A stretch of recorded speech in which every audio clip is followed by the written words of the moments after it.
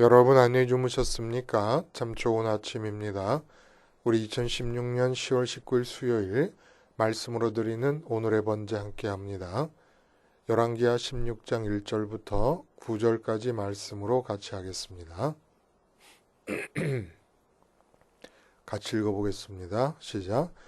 르말야의 아들 베가 제17년에 유다의 왕 요담의 아들 아하스가 왕이 되니 아하스가 왕이 될 때의 나이가 20세라 예루살렘에서 16년간 다스렸으나 그의 조상 다윗과 같지 아니하여 그의 하나님 여호와께서 보시기에 정직히 행하지 아니하고 이스라엘의 여러 왕의 길로 행하며 또 여호와께서 이스라엘 자손 앞에서 쫓아내신 이방 사람의 가증한 일을 따라 자기 아들을 불 가운데로 지나게 하며 또 산당들과 작은 산 위에 모든 푸른 나무 아래에서 제사를 드리며 분향하였더라. 이때 아람의 왕 르신과 이스라엘 왕 르말야의 아들 베가가 예루살렘에 올라와서 싸우려 하여 아하스를 에워쌌으나 능히 이기지 못하니라. 당시에 아람의 왕 르신이 엘랏을 회복하여 아람에 돌리고 유다 사람을 엘랏에서 쫓아내었고 아람 사람이 엘랏에 이르러 거기에 거주하여 오늘까지 이르렀더라. 아하스가 아수르 왕 디글랏 빌레셀에게 사자를 보내 이르되 나는 왕의 신복이의 왕의 아들이라. 이제 아람 왕과 이스라엘 왕이 나를 친히 청하건대 올라와 그 손에서 나를 구원하소서 하고 아하스가 여호와의 성전과 왕궁 곳간에 있는 은금을 내어다가 아수르 왕에게 예물을 보냈더니 아수르 왕이 그 청을 듣고 곧 올라와서 다메섹을 쳐서 점령하여 그 백성을 사로잡아 기르로 옮기고 또 르신을 죽였더라. 오늘 우리가 함께 읽은 말씀 중심으로 파워게임의 절대적 승리의 법칙이라는 제목의 하나님 말씀 증거합니다. 파워게임에 있어서 절대적인 승리를 이루는 법칙이 있다. 그렇다면 파워게임에 있어서 상대적인 승리도 있다는 것이냐? 그렇다는 겁니다. 상대적인 승리가 있고 절대적인 승리가 있다는 거예요. 온 세상은 시끄러운 이유가 결국은 파워게임에 이긴 자들의 환호성과 진 자들의 통곡 소리 때문에 이 세상이 이렇게 시끄러운 것이고 또 승리를 얻기 위해서 패배를 피하기 위해서 몸부림치면서 세상이 이렇게 복잡해지고 시끄러워집니다. 글로벌 강대국 간의 파워게임이 여전히 계속되고 있어요. 이 한반도를 둘러싸고도 해양 세력이라 그러면 미국과 일본이 되겠습니다. 또 대륙 세력, 러시아와 중국이 되겠습니다. 그래서 남한과 북한이 갈라져 있는 상태에서 이렇게 파워게임이 계속되고 있습니다. 그것뿐만이겠어요? 남중국해에서도 그렇고 시리아에서도 그렇고 또 이제 결정이 됐습니다마는 반기문 유엔 사무총장의 후임자를 놓고도 러시아, 중국과 미국이 파워게임을 벌였다는 뒷얘기가 있습니다. 부부간에도 파워게임은 계속돼요. 힘겨루기. 또 부모 자식 간에도 심지어 연인들 간에도 파워게임은 지속되고 있습니다. 그래서 내가 설령 전혀 힘겨루기를 마음에서 받아들이지 않고 있는 상황이라도 상대방은 나를 파워게임에서 자기가 이긴 사람으로 생각하지 파워게임이 없는 평화스러운 상황으로 나와의 관계를 맺고 있는 법은 별로 없습니다. 내가 그냥 힘을 쭉 놓고 파워게임에 참여하고 싶은 마음이 없는 상태로 산다는 것은 파워게임에 적극적으로 가담하는 그런 멘탈리티로 사는 사람들 틈바구니에서 그들에게 굴복하고 복종하고 종속된다는 얘기 이외에 다른 게 아닙니다. 그러면 이렇게 피할 수 없는 파워게임의 현장이 우리 삶의 현장이라면 여기서 어떻게 다른 사람에게 굴복되지 않고 절대적인 승리를 쟁취할 수 있는 길이 있겠는가? 이게 중요하다는 거예요. 더군다나 선민에게 있어서는 이 파워게임에서의 절대적인 승리가 신앙이 진짜 신앙이냐 아니냐를 결정할 수도 있다는 겁니다. 진짜 신앙인이라면 무조건 이 세상의 파워게임의 현장에서 승리를 얻어야 되는데 상대적인 승리가 아니라 절대적인 승리를 얻어야 된다는 겁니다. 그러면 절대적인 승리와 상대적인 승리는 도대체 어떤 차이가 있는 것이고 그런 절대적인 승리를 얻기 위해서는 어떤 법칙을 따라야 되는 것인가? 오늘 본문에 나와 있다는 거예요. 특별히 오늘 본문에서 우리가 주안점을 두고 봐야 될 부분은 뭐냐 하면은 파워게임에서 이기려면 그 파워게임에서의 승패를 좌우하는 결정적인 요인이 무엇인가를 알아야 되잖아요. 그게 뭡니까? 파워 동원 능력입니다. 내가 내 힘만으로 이기지 않아도 돼요. 나는 힘이 없더라도 동원할 수 있는 힘의 크기가 크면 클수록 파워게임에서는 유리해지고 그것이 승패의 향방을 결정짓게 됩니다. 그러니까 어떻게 힘을 동원할 수 있겠느냐. 그래서 오늘 본문의 주인공인 아하스 왕은 지금 이 파워게임에서 어떻게 힘을 동원하고 있느냐. 그리고 그가 이룬 승리라고 하는 것이 상대적인 승리인데 상대적인 승리의 내막이 무엇이냐. 그러면 절대적인 승리라는 것은 도대체 어떻게 주어질 수가 있느냐라는 것을 본문이 보여주고 있다는 겁니다. 남왕국의 제12대 왕 아하스, 그러니까 우리가 그 나병에 걸려서 별궁에 거하다가 죽은 우시야 왕, 그 아들 요담 왕에 대한 이야기를 우리가 봤어요. 근데 요담 왕의 아들 아하스 왕에 대한 이야기가 오늘 나오는 겁니다. 근데 이 12대 아하스 왕은 다윗 왕통을 이은 인물들 중에서 가장 사악한 왕으로 평가받는 사람입니다. 그의 이 우상 숭배는 우시야와 요담 왕, 아버지와 할아버지 왕 때에 대한 어떤 그 종교적 상황을 우리가 들었어요. 그들의 잘못은 주로 산당 제사를 허용한 것으로 얘기가 됩니다만은 이 아하스 왕은 이스라엘 나라의 북왕국 이스라엘 나라에서 왕들이 끌어들였던 베니게 지역의 우상, 그게 바알과 아세라 아닙니까? 그 우상을 끌어들였을 뿐만 아니라 산당 제사를 허용한 것은 물론이고 그러한 우상을 끌어들였을 뿐만 아니라 어느 왕도 이스라엘과 이 남왕국 유다를 통틀어서 그렇게까지 지독한 우상 숭배를 하지는 않았는데 어디까지 발전하느냐 하면 이 우상 숭배가 몰록 숭배까지 나갑니다. 하나님께서 가장 가증하게 여기시는 인신제사까지도 서슴지 않는 그런 몰록 숭배까지도 우상 숭배가 발전해 나갔다는 겁니다. 그러면 이렇게까지 우상 숭배를 몰두해서 아주 극한으로 치몰고 가는 이유가 뭘까요? 이 상태를 우리는 파워게임에 참여하게 되는 마음 상태가 어떤 건가를 알려주는 실마리로 이해할 수가 있다는 거예요. 전통적으로 지금 성경에서 계속 얘기되고 있는 이 우상 숭배는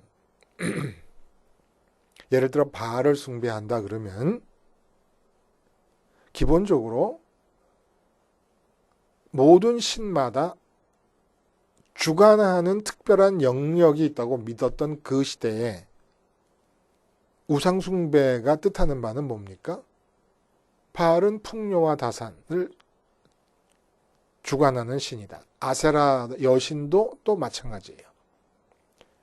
그러면 이 우상숭배를 뜻한다는 것은, 우상숭배가 뜻하는 것은 뭐냐 하면은 단순히 이방의 종교를 받아들였다라고 하는 의미 이전에 마음의 차원에서 마음의 지성소가 있고 마음의 성소가 있잖아요. 마음의 지성소에 풍요와 다산이라는 것을 받아들였다는 걸 의미한다고 그랬어요. 그 받아들이게 되면 어떻게 되느냐? 마음의 지성소는 궁극적인 행복함을 줄 수 있다고 믿어지는 대상이 들어와 있는 자리예요. 그게 들어오면 어떻게 됩니까? 그 다음에 마음의 성소, 마음의 빈자리를 채우려고 합니다. 추진하게 돼요. 노력하게 돼요. 그 과정이 바알 숭배로 표현이 됐다는 겁니다. 풍요와 다산이 내게 행복을 갖다 줄 수 있다. 궁극적으로. 그럼 이제 어떻게 해야 되느냐? 풍요와 다산을 추구해야 된다. 어떻게 추구하느냐? 바알이 풍요와 다산을 주관한다. 그러니까 바알을 숭배하자. 이렇게 표현된다는 겁니다. 그러니까 모든 우상 숭배는 이 세상에서 내게 궁극적으로 행복과 기쁨과 만족을 줄 수 있다고 믿어지는 대상을 받아들임을 전제할 때 나타나는 것이고, 이 마음 상태가 바로 파워게임에 가담하는 자격을 갖추는 것이라는 겁니다. 마음의 지성소에 세상 것을 담고 아주 그냥 그것을 확정해버리는 상태. 이것이 있어야 된다.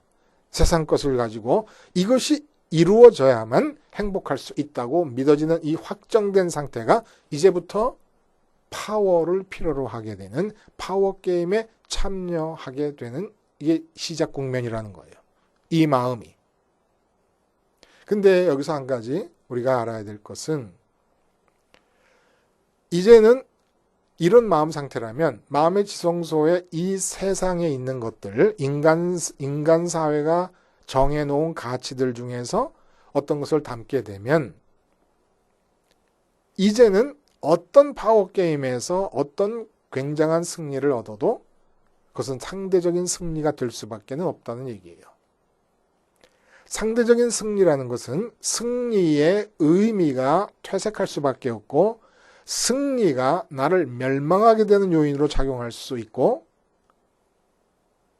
승리가 궁극적으로는 패배를 의미한다는 의미에서 상대적인 승리라는 겁니다. 일시적인 승리고. 왜 그렇습니까? 주님께서 이 세상을 이기셨다 그래요. 내가 이 세상을 이기었노라. 세상을 이겼다는 얘기의 구체적인 의미는 무엇입니까?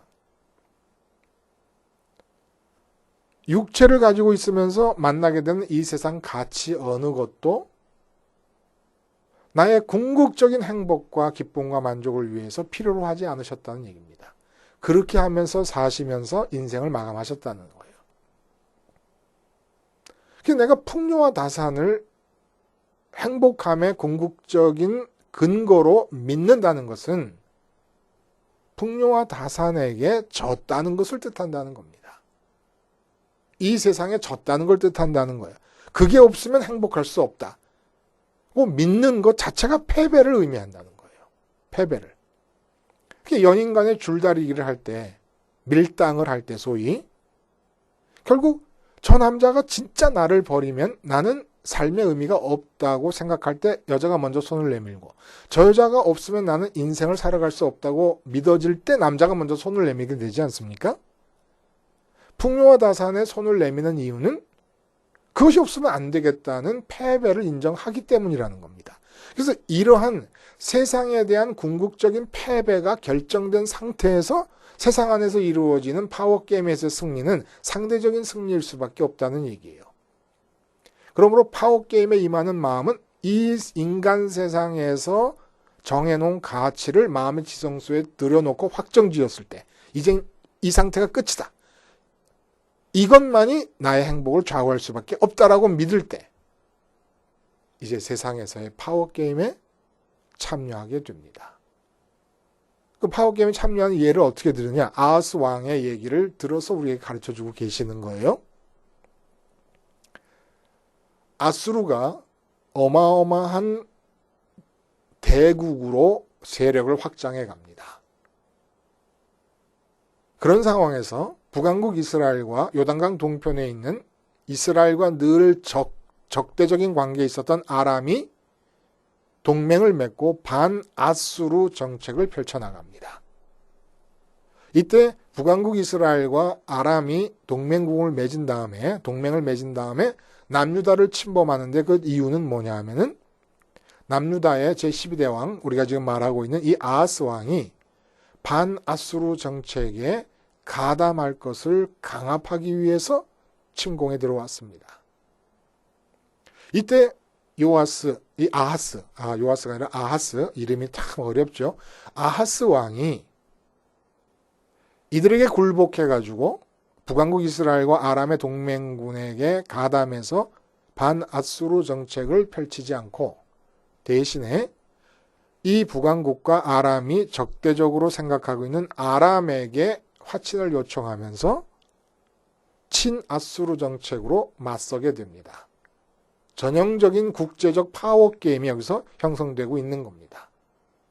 북왕국과 남왕국은 한 민족이에요. 이건 갈라져 있습니다. 그래서 북왕국이 아람과 힘을 합쳐서 아수르에 맞서자 남왕국은 북왕국과 아람에 맞서서 친아수르 정책으로 대항합니다. 그리고 이것이 먹힙니다. 아수르가 쳐들어와 가지고 아람 왕을 죽이고 아람의 수도인 다메섹을 점령해 버립니다. 그리고 내일 우리가 보겠습니다마는 결국은 남왕국 유다는 아수르의 부하의 나라가 되어버리고 맙니다. 이 상대적인 승리라는 거예요. 마치 우리가 통일신라라고 얘기를 해요. 통일신라. 신라의 통일, 신라의 삼국통일 이렇게 얘기합니다. 근데 제 입장은 저희 아버지가 이북분이에요. 고구려가 참 중요합니다. 저한테. 저희 어머니가 경상도 분이에요. 신라가 참 중요합니다. 제 아내가 전라도 사람입니다. 백제가 참 중요합니다. 그래서 제 아들은 삼국이 통일된 상태에서 태어난 아이예요. 이북, 영락교에 있을 때는 장로님들이 이북 목사로 분류를 해버렸습니다. 제가 태어난 곳은 서울인데도 불구하고. 그 저는 어렸을 때 늘 제 외갓집은 경상도였어요. 대구에서 외삼촌과 외할머니가 함께 지내셨기 때문에 그곳으로 갔었습니다. 이런 입장에서 볼 때 과연 신라가 삼국을 통일한 거냐는 얘기예요. 삼국이 통일이 됐을 그렇게 말을 하려면 고구려가 가졌던 만주 땅까지를 다 통일을 했어야 되는 거 아닙니까? 신라가 당나라를 끌어들여가지고 백제와 고구려를 멸망시킵니다. 승리를 했어요. 그래서 저기 원산까지, 한강 이북과 원산까지의 영토를 확장한 것뿐입니다. 그리고 그 이후로 만주 땅은 영원히 한민족으로부터 관계없는 땅이 되어버리고 말았습니다. 이게 상대적인 승리라는 거예요.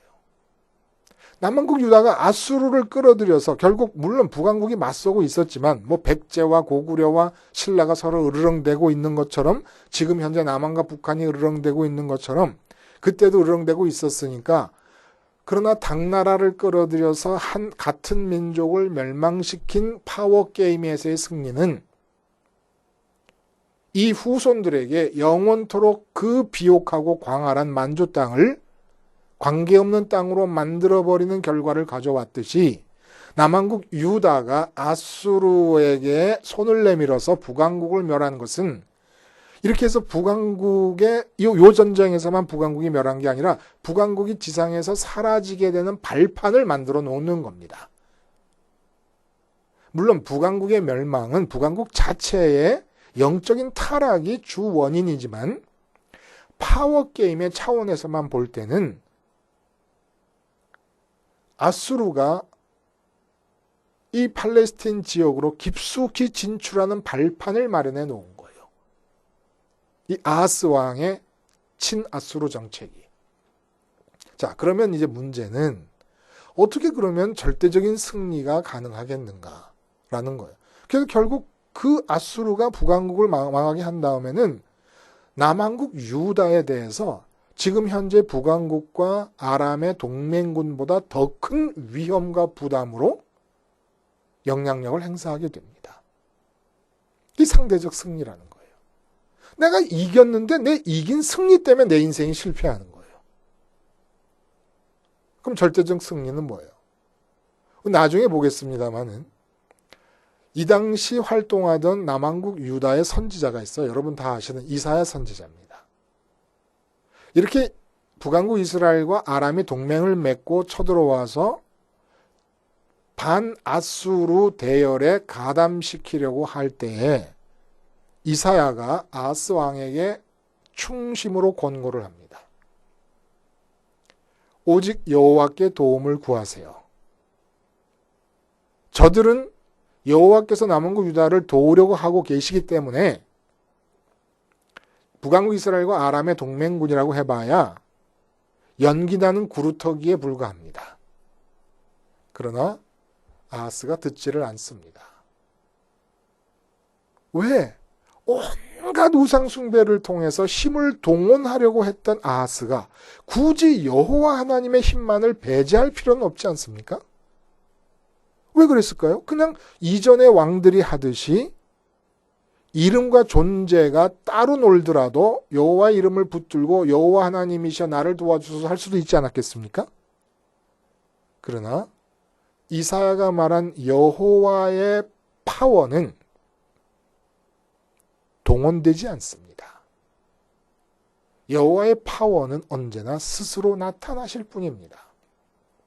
단 여호와의 파워가 스스로 나타나시기 위해서는 그 나타나시는 현장에 있는 선민이 갖추어야 될 마음의 조건이 있다는 거예요. 그것이 무엇이에요? 북왕국과 아람이 동맹군을 맺고 쳐들어온 그 상황보다도 하늘에 계신 하나님을 더 우선적인 현실로 느끼는 선민이 있을 때 그 현장에 하나님의 파워는 나타나십니다. 그 선민이 동원하는 게 아니에요. 그러면 어떻게 하나님을 눈앞에 펼쳐지고 있는 이 위급한 상황보다도 더 우선적인 현실로 느낄 수가 있습니까? 내 마음이 상황에 닿을 때 그 상황이 현실로 느껴져요. 현실로 체감된다는 얘기입니다.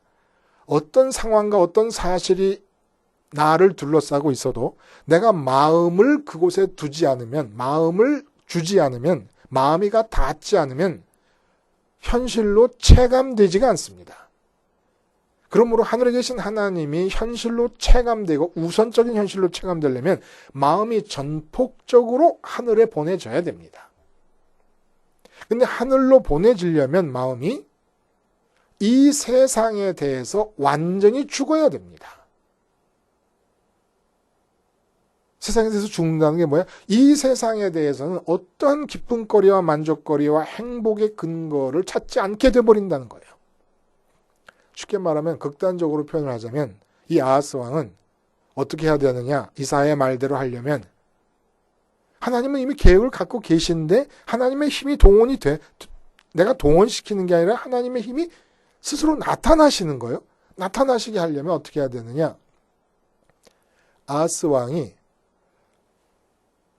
우리나라가 망하더라도 하나님 뜻이면 할 수 없다라고 생각하고 나라에 대해서 죽고 마음을 하나님께로 보내는 겁니다. 이게 어려운 거예요. 이게 어려워서 남왕국 유다가 대대로 산당 제사의 매력을 느꼈던 겁니다. 살아계신 하나님의 뜻 앞에서 내가 마음의 지성소 안에 나라의 부강을 담고 있을 때 그 마음의 지성소 안에 나라의 부강이 들어와 있는 그 확정된 상태를 죽여버리는 게 쉽지가 않은 거예요. 그만큼 전폭적으로 이 나라에 대한 하나님의 뜻을 믿는 겁니다. 하나님의 뜻을 갖고 계시고 주님처럼 십자가에서 이 세상에 태어난 인간들 중에 가장 처절하고 수치스럽게 고통 중에 죽어도 뜨시면 할 수 없다고 생각하는 것처럼 그렇게 마음을 먹어야 하나님의 힘이 동원이 되는 것이 아니라 하나님의 힘이 나타날 수 있는 거예요. 주님은 십자가에서 죽으신 다음에 무덤에 갇혀 계셨어요. 주님이 동원하신 게 아니에요. 하나님의 힘이 나타나서 부활을 시키십니다. 완전히 죽은 상태에서 주님이 기도하시거나 나 살려주세요. 지금 나 죽었으니까 나 살려주세요. 이러고 계신 게 아니었어요. 죽은 거는 죽은 거니까. 거기서 하나님의 힘이 나타나시면서 부활이 이루어지고 승천의 역사가 이어집니다. 이게 바로 절대 승리의 법칙이라는 거예요. 회사에 나가서 승진을 앞두고 부장 승리를 앞두고 과장들, 그 동기생 과장들, 입사 동기생 과장들끼리의 파워 게임이 시작이 됩니다. 그러면 인사를 담당하는 전무님이라든지 이사님이라든지 그 누구의 줄을 동원하느냐, 전부 힘을 동원하려고 애를 쓰고 있는 거예요. 여기서 절대적인 승리는 어떻게 합니까? 이미 승진해야만 기쁘다라고 믿는다면 진 거예요. 궁극적인 패배가 있는 상태에서의 상대적 승리를 추구하고 있는 겁니다. 예를 들면은 이것도 극단적인 예를 가정을 해보는 건데, 부장으로 올라가서 책임이 커졌는데 회사가 망하면서 맡아야 될 책임도 커져 버렸어요. 아니면은 부장으로 올라갔더니 3년 만에 명예퇴진하라 그래요.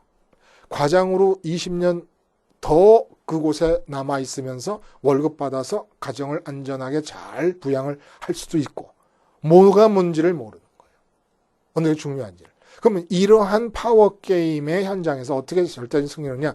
승진에 대해서 죽는 겁니다.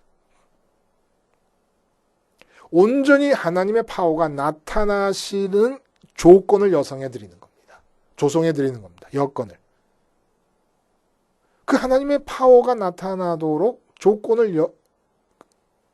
여건과 조건을 그냥 만들어만 드리면, 조성해만 드리면 하나님의 뜻대로, 하나님의 계획대로 하나님의 파워가 나타나면서 이끌려져 갈 때 우선 우리는 세상에 대한 승리를 쟁취한 거예요. 세상에 대한 승리. 그게 뭐예요? 승진에 대해서 모든 사람이 굴복하고 있는 이 상황에서 승진 없어도 행복함을 얻는 승리를 얻는 겁니다. 이게 세상에 대한 승리예요. 이 절대적인 승리 아래 이제 모든 승리는 스테반처럼 돌에 맞아 죽어도 승리인 거예요. 돌에 맞아 죽는 순간에도 그들을 용서하는 승리를 드러내면서 살다가 생을 끝냅니다. 승리라 계속했었어요. 처음에 마음의 지성소에 이 세상의 가치를 다 떨쳐버리고 하나님만으로 만족과 기쁨을 얻을 수 있다고 확신하면 이 절대적인 승리에 뒤따르는 삶의 24시간 일어나는 모든 사건에서 승리가 가능합니다. 그리고 어떤 누구에게도 파워게임의 경쟁심을 가질 필요가 없어요. 세상의 가치에 대해서 죽은 자가 누구란 파워게임을 할 필요가 있습니까? 나는 파워게임을 하지 않습니다. 단지 그 현장에 하나님의 파워가 나타나실 뿐입니다. 파워게임을 하려면은 하나님의 파워를 동원하려고 그래요. 하나님의 파워를 동원하려는 것은 이미 내 마음의 지성소에 세상의 가치를 담고 있기 때문이고, 그건 이미 패배한 것, 궁극적인 패배가 이루어진 겁니다. 그러므로 이런 궁극적인 패배 상태에서 하나님의 파워를 동원하려고 하는 기도를 했더니 진짜 세상에서 이겼다. 그건 여로보암 2세 때의 번영, 죄수들에게 허락하는 마지막 식사일 수 있다는 것을 조심하라고 했습니다. 하나님의 파워는 절대로 어떤 기도, 어떤 강청에 의해서도 동원되지 않습니다. 내가 성전에서 죽고 십자가에서 죽고 하나님만을 사랑하기로 결정하면 그것이 승리고, 그 승리 뒤끝에 하나님의 파워는 자발적으로 나타나셔서 당신의 뜻을 성취해 나가실 뿐이시지 절대 동원될 수 없음을 우리는 기억해야 됩니다. 파워게임의 절대적인 승리의 원칙, 십자가에서 세상의 가치들에 대해 죽고 하나님만으로 기뻐하고 만족하기로 결심하는 것입니다. 기도하겠습니다. 하나님 아버지, 파워게임만으로 채워져 있는 이 세상의 역사와 삶의 현장 속에서 절대적인 승리의 법칙인 십자가를 붙잡고 오늘 하루도 절대적 승리와 그에 뒤따르는 끊임없는 승리만을 경험하며 사는 하루가 되게 해 주시옵소서. 예수님의 이름으로 기도하옵나이다. 아멘.